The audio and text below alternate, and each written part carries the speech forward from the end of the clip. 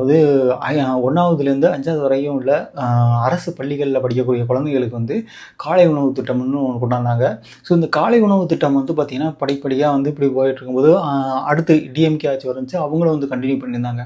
ஆனால் இப்போ இவங்க வந்து இன்னைக்கு இந்த பட்ஜெட் கூட்டத்தொடரில் 8வது வரையும் உள்ள மாணவர்களுக்கு இந்த காலை உணவு திட்டம் வந்து கொடுக்கப்படும், அதாவது 3 ஆண்டுகளுக்கு வந்து கொடுக்கப்படும் அப்படிங்கிற மாதிரி சொல்கிறாங்க. ஸோ இது வந்து முக்கியமாக வந்து பார்க்கப்படுது.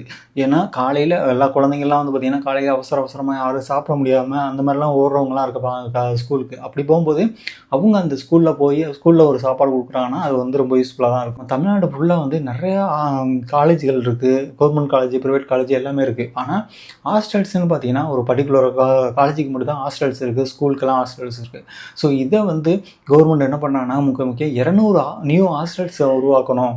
ஸோ அப்படின்னு சொல்லிட்டு அவங்களுக்கு 3200 கோடி ரூபா வந்து பார்த்தீங்கன்னாக்கா நிதி ஒதுக்கியிருக்காங்களாம். ஸோ இது மூலியமா ஏழை எளிய மாணவர்கள் எல்லாரும் இந்த மாவட்டங்களில் ஸ்பேஸ் ஸ்டேஷன் அமைக்கிற ஒரு இதை வந்து பண்ணியிருக்காங்க. இது மட்டும் இல்லாமல் ஏஐ தொழில்நுட்பம் கொண்ட மிகப்பெரிய ஒரு பூங்கா அமைக்கிறதாகவும் வந்து இதில் வந்து அறிவிப்பு வெளியிட்டிருக்காங்க. ஸோ இது மூலியமாக பார்த்தீங்கன்னா நிறைய வேலைவாய்ப்புகள் கிடைக்கிறதுக்கான வாய்ப்புகள் இருக்குது. ஸோ இதில் வந்து அதாவது மிகப்பெரிய ஒரு ஹப்பாக வந்து உருவாக்கணும். ஏன்னா இப்போ சென்னை இது மாதிரி கோயம்புத்தூர் மாதிரி நம்ம மாவட்டங்கள்லாம் இதெல்லாம் பார்த்தீங்கன்னாக்கா ரொம்ப வளர்ச்சி அடைந்த ஒரு சிட்டியாக இருக்குது.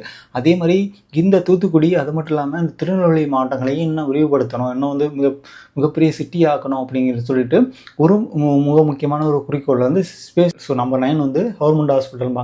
ஸோ கவர்மெண்ட் ஹாஸ்பிட்டலில் தேவைப்படுற டேப்லெட்டாக இருக்கட்டும், இன்னும் முக்கியமான எக்யூப்மெண்ட்ஸு, நிறையா விதமான ஃபெசிலிட்டி சர்வீஸ் சம்மந்தமாக உள்ளதுக்கு 100 கோடி ரூபா வந்து இந்த ஆண்டுக்கு வந்து ஒதுக்கியிருக்காங்க. ஸோ இதுக்கு என்னோட